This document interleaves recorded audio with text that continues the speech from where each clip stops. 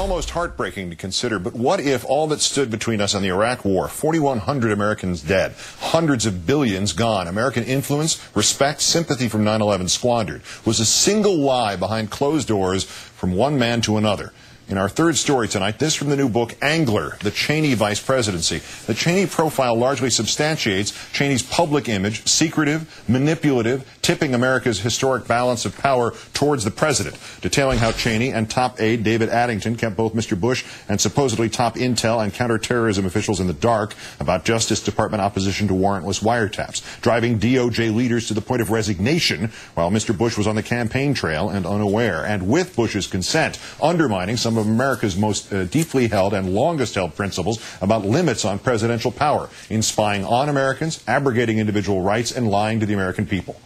2002, late September, just as now, Congress weighs authorizing war in Iraq. Vice President Cheney briefs Republican House Majority Leader Dick Armey.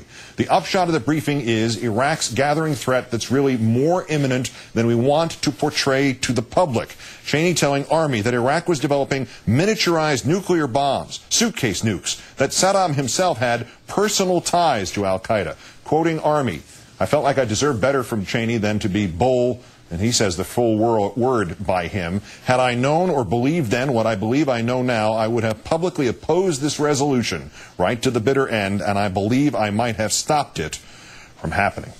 With us now, the author of Angler, Pulitzer Prize-winning reporter of the Washington Post, Barton Gellman. Congratulations on the book, and thanks for coming in.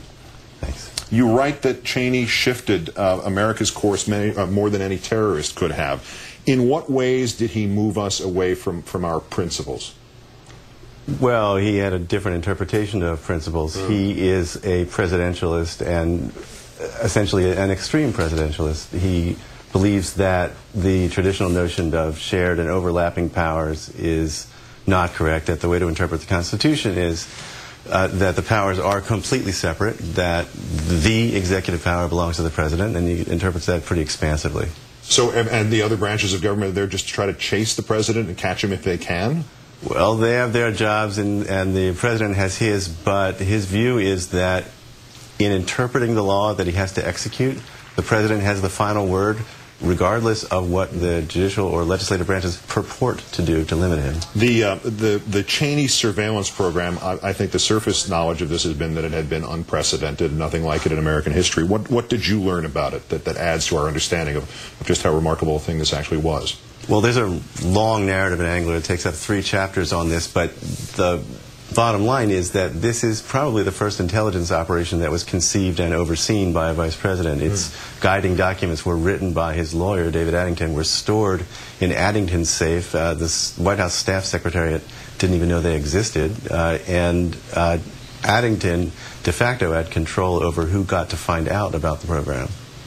The first rat in the Dick Cheney equation to a lot of us had to have been the 2000 campaign, prior to really the full presidential campaign, but the process by which Mr. Bush's vice presidential running mate was selected. One of those extraordinary things in which the chairman of the selection committee winds up selecting himself and recommending himself. And it got, I suppose, some questioning at the time and more laughs than anything else, as if there was some light bulb went over Dick Cheney's head and George Bush's head simultaneously. I gather from your reporting that this was not quite the innocent event or the process of elimination that it might have seemed at first blush. Well, I would just say that the official story about it that was told at the time wasn't true. One of the things that was said was that Dick Cheney subjected himself to the same scrutiny he subjected everyone else to. Now, it's an interesting concept in itself about how you scrutinize yourself, but it turns out he did not fill out the questionnaire he wrote, which was the most intrusive really in the history of VP selections. And the cardiac surgeon who vouched for his health, according to the campaign, I talked to, and in fact, he didn't meet Cheney or read his medical records. All right, so we have, from the Dick Armey story, we have him lying to the Republican House leader at the critical moment before the war, lying to everybody involved in the vice presidential selection process, keeping his president in the dark on certain vital pieces of information, used the NSA to spy on administration officials overseas, and as you pointed out in here, made Secretary Rice cry by stalling the Gitmo trials that she wanted. Or the president wanted. Ultimately, is this man going to be judged to have been worse for Democrats or for Republicans?